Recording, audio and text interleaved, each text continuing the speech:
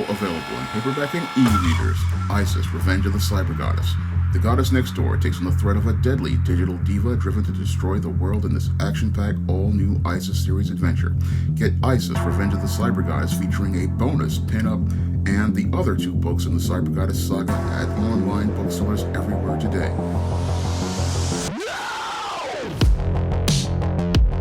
Oftentimes, many of these comic publishers and movie studios that make these superhero movies race swap characters in the name of so-called diversity. Now, many of these race swap characters really don't go over too well because most of the audience sees how disingenuous these comic publishers and these movie studios are. Now, most people, when they see these race swap characters, they know it's a passive-aggressive attempt to promote so-called diversity without making any sort of serious effort to try to include black people behind the scenes. Because oftentimes, when these companies go out here and race swap a character, yes, on the surface, passively, they have included a black character in the name of so-called diversity, but aggressively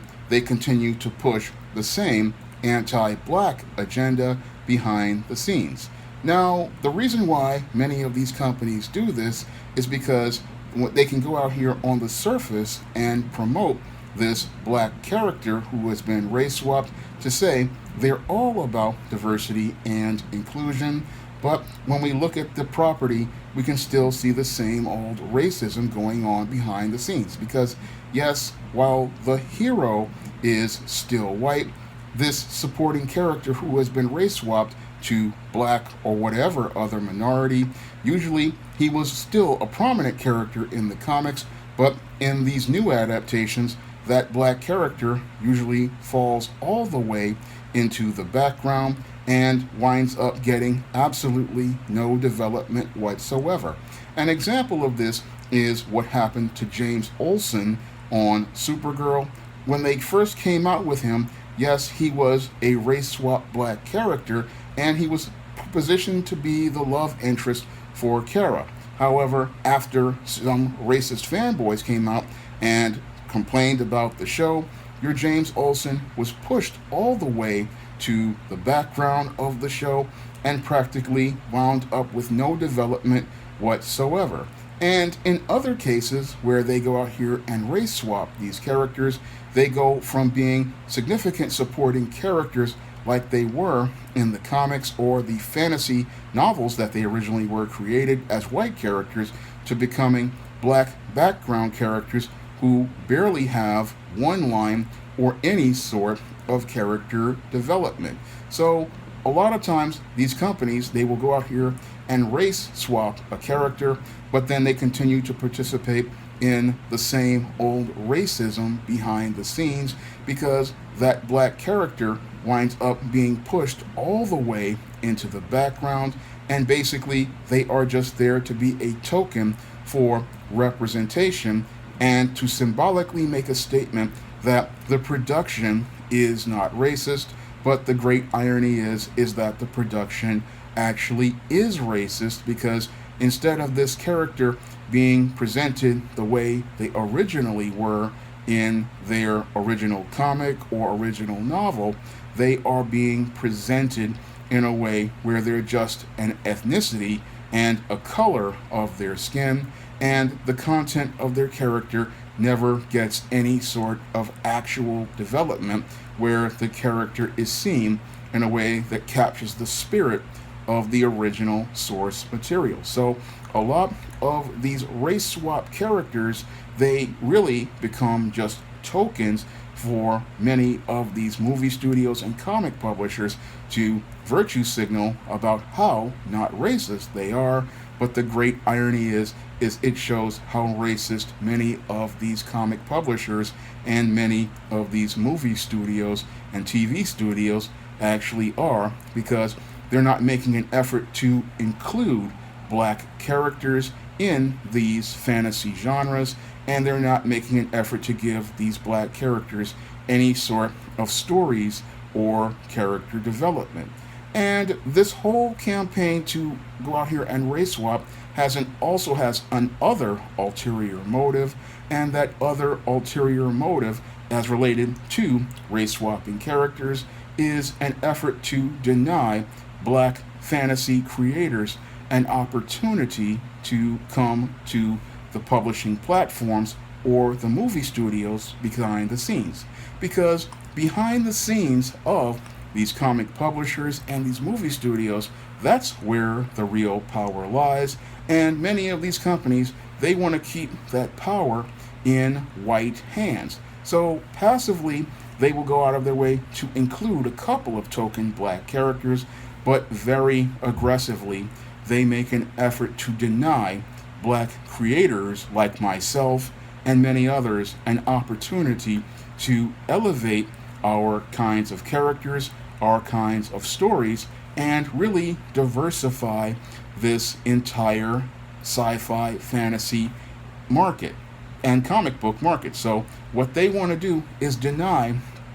a black creator, myself, access to their platforms because they don't really want to see any actual diversity. They will go out here and give you some symbolic tokens like a black James Olsen or a black character, and many, because there are some black fanboys who will sit there and get giddy over the fact that they're getting a black character in a white property. They're not really seeing how this is being done to deny access to black creators on these platforms. Because the critical question many people have to ask about this so-called diversity is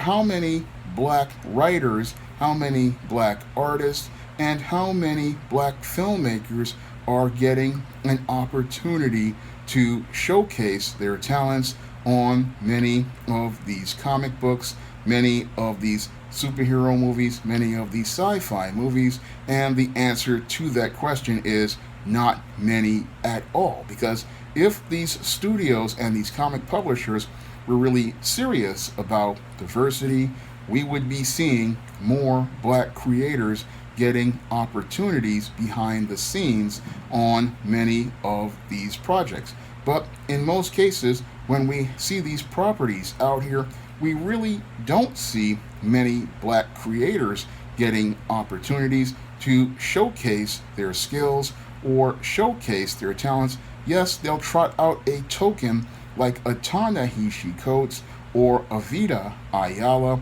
but oftentimes so many great black science fiction and fantasy creators and comic book writers don't get called up for an opportunity, and that's where there's no real diversity as related to the comic book industry, the sci-fi television and movie industry, the superhero movie genre, or the fantasy film or fantasy book industry. You really don't see many black faces being pushed outside of a handful who fit the narrative of many of your leftists or your social justice warriors. And those people, again, are only there based on their politics, not based on the merits of their talent or their skills. And that's how they get away with denying black creators access to the market. They go out of their way to go out here and create many of these reskinned token characters to symbolize diversity, and then they go out here and hire a handful of bootlicks who have the same politics that they are, who go out and virtue signal, and that really prevents us from getting any actual diversity of thought as related to black characters, or any sort of diversity of thought as related to giving people a richer picture of the black experience. And this is how black people get denied an opportunity to access the marketplace behind the scenes. And this is what happens when you have people out here who will think, oh, they're creating a black version of a white character is a good thing. But no, this is all about denying you an opportunity to be able to see a story told from your perspective, a story told about your experience, and a story told where you get to see characters that relate your experience and are relating to who you are. And this is again about denying black people by giving them a black version of a white character instead of giving us an opportunity to create our own characters and our own stories. So